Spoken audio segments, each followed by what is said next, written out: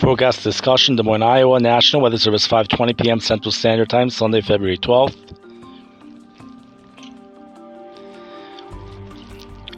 Warmest day of the forecast will be Monday, the widespread rain Tuesday, low and flooding concerns, impactful snow still possible Wednesday night and Thursday, but trending down, cold to round out the week. Nice and quiet, some might even say super February day across the area. Chiefly in snow-free areas, temperatures again rose quickly above normal underneath mostly sunny skies and fair mixing with low to mid-level thermal ridge overhead, including the upper 40s to low 50s. Eagle-eyed watchers will have noticed temperatures again struggle to push much into or past the mid-30s in northern areas due to a few reasons, including existing snowpack, turn to northwesterly winds, and weak cold air advection.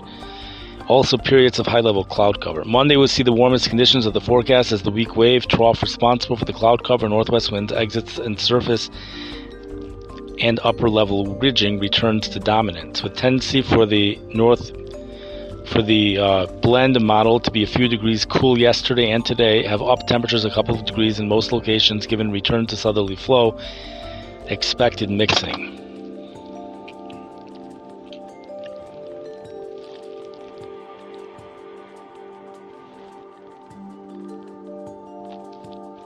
Warmest conditions will likely stay toward the west where the low to mid-level thermal ridge will be strongest. Regardless, do not expect many to complain, with most snow-free areas expected in the low to mid-50s and lower 40s across the north. Turning to the weather makers in the forecast, Tuesday and Wednesday night into Thursday remain the items of note with widespread rain and potentially impactful snow respectively. For Tuesday, really no change in the large-scale picture amongst operational and ensemble guidance. The wave that will be responsible is slowly churning its way onto land in the area of Southern California and Baja California, Mexico. It will sweep into the plains and northeastward Monday night into Tuesday and initiate a strong return of Gulf moisture.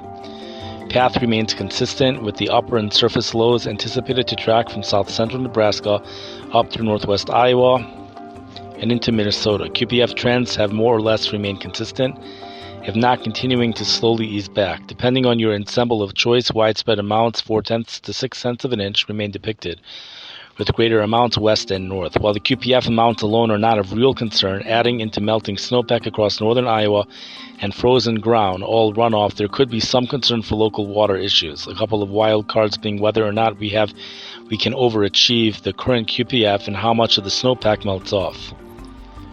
The NORHRCSRC analysis suggests to around 2 inches across much of the northern third of quarter to the state. Granted, some will melt off between now and then, but likely not significantly.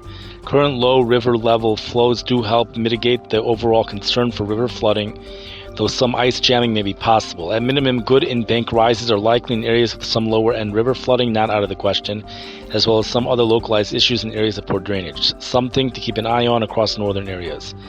As the Tuesday system exits, colder conditions will filter in and set the area of thermally for snowfall with the incoming Wednesday night, Thursday system.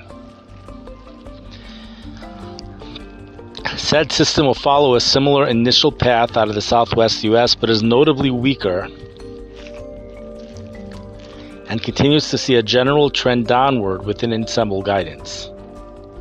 The operational GFS European still signal a fair amount of QPF though, up to around half an inch. There's also been a noted southeast move within the Euro ensembles, both the general QPF downward trend and the southeast shift likely attributed to the weaker depictions of the wave as it moves into the plains and its positively tilted nature preventing much ability to wrap in additional moisture.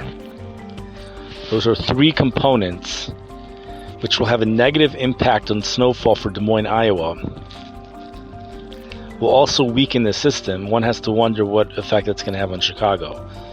System's going more southeast, more positively tilted, so it won't be able to wrap much precipitation around.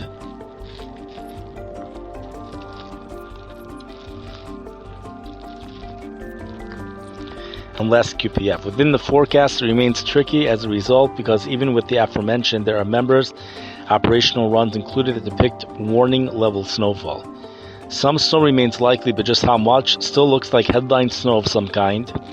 just not as robust as previous cycles. First official amount forecasts will come out over the next couple of cycles as the time frame enters the official QPF window. Colder conditions will be continuing to filter in Wednesday and Thursday, reminding us all that winter is not quite done.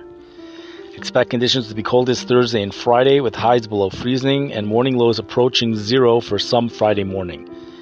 Temperatures are expected to rebound into the weekend, but may be mitigated depending on where new snowpack exists from Wednesday.